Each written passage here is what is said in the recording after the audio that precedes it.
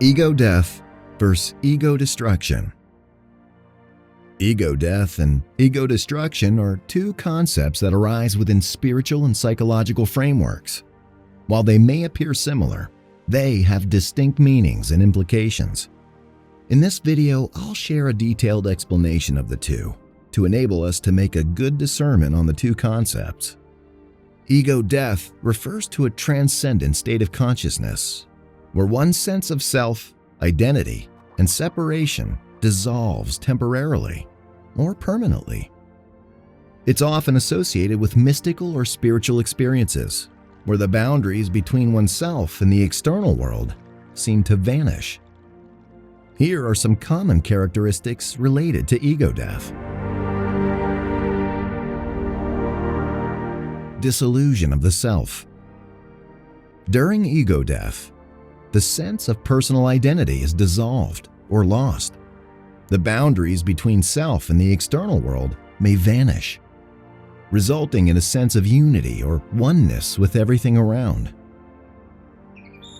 Loss of egoic control. The usual sense of control associated with the ego may be relinquished during ego death. There's a sense of surrendering to the experience, allowing it to unfold without interference or resistance.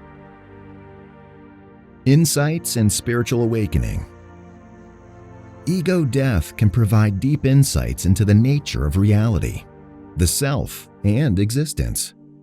It may lead to a spiritual awakening or a shift in one's understanding of oneself and the world. On the other hand, ego destruction or destroying the ego typically refers to a psychological or philosophical process aimed at diminishing the adverse effects of an inflated or unhealthy ego. The ego is often seen as the part of our psyche responsible for maintaining our sense of identity, self-worth, and self-preservation. However, an overdeveloped ego can lead to arrogance, selfishness, and a distorted view of reality. Destroying the ego involves introspection, self-reflection, and practices such as meditation, therapy, or other techniques that help individuals identify and detach from unhealthy ego attachments. The goal is not to eliminate the ego, as a healthy ego is necessary for functioning in the world, but rather to reduce its dominance and cultivate a more balanced and integrated sense of self. Ego destruction is not a commonly used term. Let's discuss some characteristics associated with that process. Self-reflection and self-awareness. Ego destruction involves self-reflection and developing self-awareness to recognize the unhealthy patterns and attachments of the ego. It requires an honest examination of one's thoughts, beliefs, and behaviors. Humility and open-mindedness.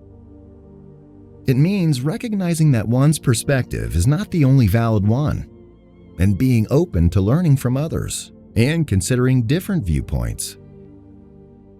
Embracing vulnerability and imperfection. It involves accepting oneself fully, including the aspects that the ego may perceive as weaknesses or failures. Cultivating empathy and compassion. By stepping outside of the ego's self-centered perspective, one can cultivate a genuine concern for the well-being of others and a deeper connection with humanity. While ego death and destroying the ego share some similarities in transcending the ego's limitations, the former refers to a temporary or permanent shift in consciousness, while the latter focuses on personal growth and reducing ego-driven behavior patterns. Both concepts can be valuable in different contexts, depending on one's goals and spiritual or psychological path.